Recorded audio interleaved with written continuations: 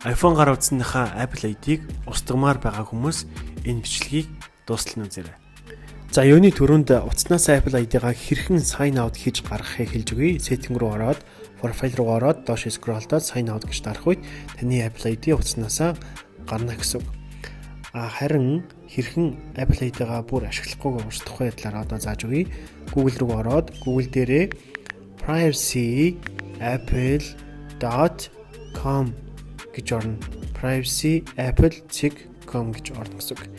За тэгээ privacy apple гэсэн сонголтыг сонгоод за энэ үед таны Apple ID-гийн нууц үг хэрэгтэй. За нууц үгийг хийгээд нэвтэрнэ. За ингээд доошо скроллтно, доошо тултны скроллтод хамгийн доод delete your account гэсэн сонголт байгаа. Тэр сонголтын цэнхэр сонголт хэсэг дээр нь дараад request delete your account гэсэн сонголтыг дарна гэсэн үг. За ингээд доошо скроллдоод устгах болсон шалтгаанаа хэлнэ. За магадгүй ашиглага болсон, аккаунт хаалтсан гэх юмчлэн ингээд continue дарах үед таны Apple ID устгах боломжтой.